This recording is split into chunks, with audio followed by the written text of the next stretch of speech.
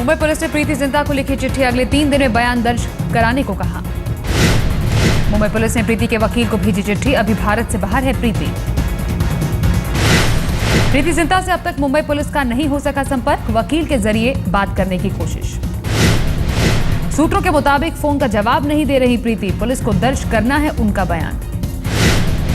प्रीति जिंटा मामले में नया मोड़, प्रीति के वकील का बयान, प्रीति ने कभी नहीं कहा कि उनके साथ छेड़छाड़ हुई।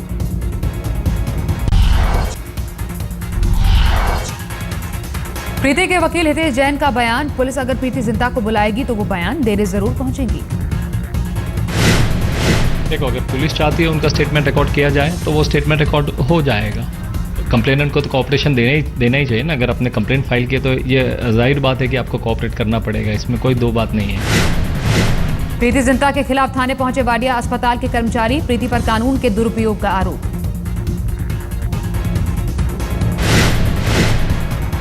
वाडिया अस्पताल के कर्मचारियों ने प्रीति के खिलाफ दर्ज कराई शिकायत, पुलिस से कार्रवाई की मांग। सूत्रों के मुताबिक प्रीति मामले में मुंबई पुलिस बीसीसीआई अधिकारियों से भी कर सकती है संपर्क। अखिलेश राज में यूपी में अपराध बेलगाम, फिरोजाबाद में 2 पुलिस वालों की गोली मारकर हत्या, अलीगढ़ में पेड़ से लटका मिला युवती का शव। यूपी में अब पुलिस भी सुरक्षित नहीं, फिरोजाबाद में लुटेरों ने 2 पुलिस वालों की गोली मारकर हत्या की। रामगढ़ इलाके में बदमाशों का पीछा कर रहे थे पुलिसकर्मी, बदमाशों की फायरिंग में दोनों की मौत, बदमाश मौके से फरार। घटना के बाद गुस्साए लोगों ने नेशनल हाईवे पर लगाया जाम, मामला गरमाने के बाद एसएचओ और दारोगा सस्पेंड। हत्या के विरोध में स्थानीय लोगों ने किया जमकर हंगामा, विरोध प्रदर्शन के दौरान पुलिस से हुई झड़प।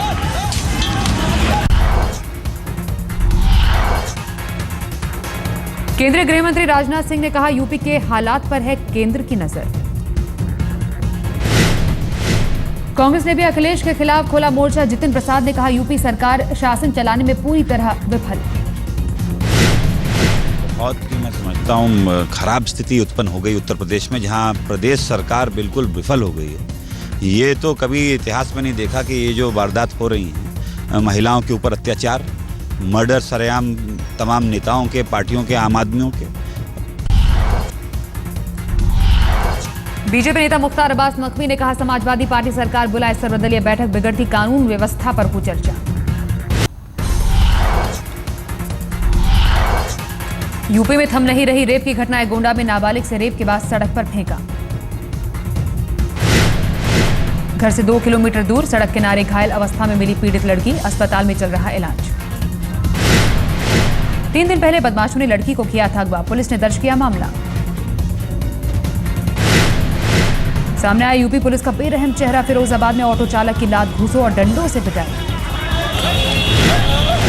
ऑटो चालक को बाइक से टक्कर मारने की मिली सजा, बीच सड़क पर पुलिस वालों ने की जमकर पिटाई।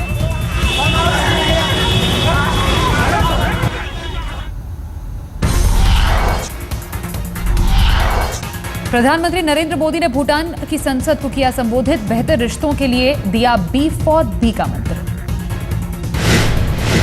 अपने भाषण में प्रधानमंत्री ने कहा, भारत की मजबूती से भूटान को होगा फायदा। भारत और भूटान के संबंध सिर्फ शासकीय व्यवस्थाओं के कारण नहीं है, भारत और भूटान के संबंध सांस्कृतिक विरासत के कारण है। भूटान की संसद में बोले प्रधानमंत्री, सार्क देशों के लिए भारत का समृद्ध होना जरूरी, हम तभी कर पाएंगे सहयोगी देशों की मदद। मोदी ने कहा, हाइड्रो पावर से भारत भूटान दोनों को होगा लाभ, बोले भूटान ऊर्जा का बड़ा स्रोत। ट्विटर पर लिखा, भूटान में पहला दिन शानदार रहा, यहां के लोगों का स्वागत देख हुआ गदगद।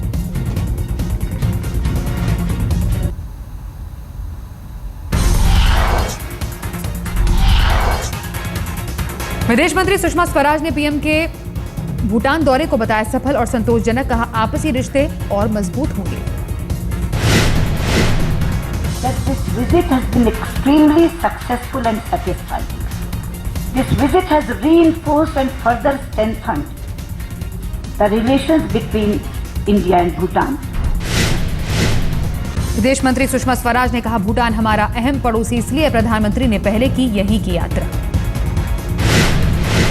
आज प्रधानमंत्री मोदी का भूटान में आखिरी दिन, 2 दिन के दौरे पर रविवार को पहुंचे थे थिम्पू।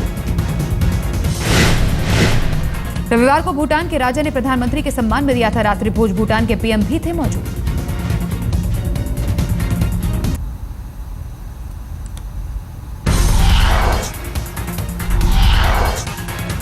प्याज की कीमतों में आ सकता है उछाल। नासिक प्याज मंडी के व्यापारी हड़ताल पर गए। मुआवजा बढ़ाने की मांग को लेकर व्यापारियों ने बुलाया अनिश्चितकालीन हड़ताल। हड़ताल के कारण महंगा हो सकता है प्याज। मई में महंगाई दर में भी इजाफा। महंगाई दर बढ़कर 6.01%, अप्रैल में 5.20% थी। बीजेपी नेता मुख्तार अब्बास नकवी ने कहा, अर्थव्यवस्था को पटरी पर लाने के लिए उनकी सरकार हर जरूरी कदम उठाएगी। तो ये बात सही है कि एक बिगड़ा हुई अर्थव्यवस्था, एक चरमराई हुई अर्थव्यवस्था, एक ऐसी अर्थव्यवस्था जो कि कहीं ना कहीं देश को प्रगति के पायदान के सबसे निचले पायदान पर खड़ा कर रही थी। रुपया पूरी तरह से कंगाल था, डॉलर मालामाल था। जो उदारवाद था वो उदारवाद के रास्ते पे खड़ा हो गया था। तो ये तमाम ऐसी चीजें हैं जो कि करेक्ट करना है और सरकार का ये संकल्प है कि करेक्ट करेगी। दिल्ली में बिजली कटौती पर ऊर्जा मंत्री पीयूष गोयल की बीजेपी विधायकों के साथ बैठक। संकट दूर करने के लिए दिए कई सुझाव। पीयूष गोयल ने कहा, हमने उपराज्यपाल से एक्शन प्लान बनाने को कहा ताकि मुंबई की तरह दिल्ली में भी 24 घंटे बिजली सुनिश्चित हो सके। और मुझे बड़ी खुशी है कि जो मैंने उनको कार्य टाइम बाउंड विद टाइमलाइंस दिया था उसमें एक भी कार्य में डिले नहीं है। उन्होंने 3 लाइनों को परमानेंट रिस्टोरेशन करनी थी। केंद्रीय ऊर्जा मंत्री ने कहा, 22 जून तक पूरा हो जाएगा महारानी बाग प्लांट का काम। पूर्वी दिल्ली में बिजली संकट में आएगी कमी। पावर ग्रिड ने 22 तारीख तक उसको तैयार कर देंगे और 23 को चार्ज करके हैंडओवर करेंगे, जिससे पूर्वी दिल्ली को खास करके 100 से 150 मेगावाट एक्स्ट्रा पावर ट्रांसमिट हो पाएगी।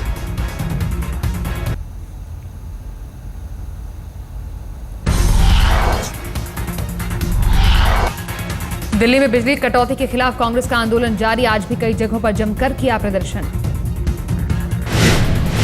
कांग्रेस नेताओं ने दी चेतावनी, अगर 48 घंटे में हालात नहीं सुधरे तो पीएम आवास का करेंगे घेराव।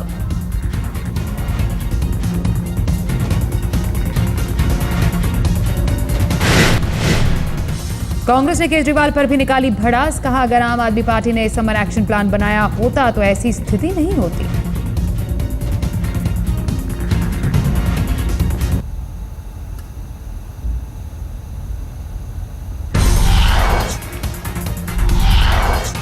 बिजली कटौती के खिलाफ कांग्रेस का दिलशाद गार्डन में भी विरोध प्रदर्शन। बीजेपी के खिलाफ जमकर नारेबाजी। अरविंदर सिंह लवली के नेतृत्व में कांग्रेस कार्यकर्ताओं ने खोला मोर्चा। सड़कों पर उतरकर जताया विरोध। दिल्ली में ई रिक्शा पर लगे प्रतिबंध पर सियासत। कांग्रेस और आम आदमी पार्टी ने कहा, दिल्ली में नहीं बंद होने चाहिए ई रिक्शा। यदि वो रोजगार दे नहीं सकते तो उनको 2 लाख लोगों का रोजगार छीनने का अधिकार नहीं है।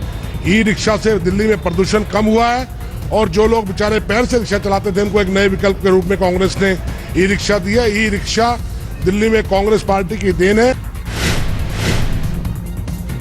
आम आदमी पार्टी के संयोजक अरविंद केजरीवाल ने उपराज्यपाल से की मुलाकात। ई रिक्शा चलाने वालों की रखी परेशानियां।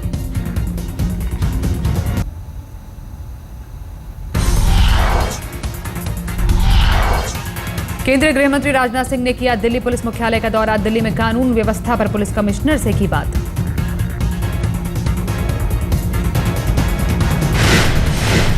गृह मंत्री और पुलिस कमिश्नर के बीच करीब 1.5 घंटे तक बातचीत। महिलाओं की सुरक्षा को लेकर भी चर्चा। सारे पुलिस अधिकारियों के साथ काफी देर तक, लगभग 1.5 घंटे तक जो है बातचीत चली। दिल्ली का पुलिसिंग सिस्टम क्या है इसके बारे में एक ब्रीफिंग दी गई है, जिसमें कि यहाँ पर पुलिस कमिश्नर मिस्टर बसी ने वो ब्रीफिंग का एक प्रेजेंटेशन किया है। प्रधानमंत्री को फीफा वर्ल्ड कप देखने का मिला न्योता। ब्राजील के राष्ट्रपति ने मोदी को भेजा निमंत्रण।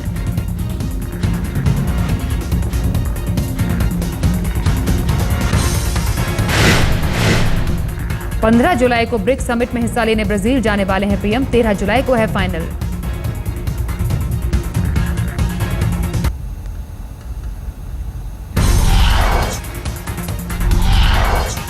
इलाहाबाद में एसपी के कार्यकर्ता ने की आत्मदाह करने की कोशिश। पार्टी के नेताओं से थी नाराजगी।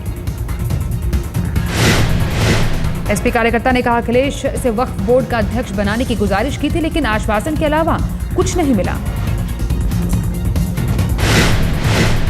पश्चिम बंगाल के शारदा चिटफंड घोटाले में सुदीप्तो सेन की कोर्ट में पेशी। भारी सुरक्षा के बीच लाया गया था। जम्मू में बिजली संकट को लेकर बीजेपी का प्रदर्शन। उमर अब्दुल्ला सरकार के खिलाफ की नारेबाजी।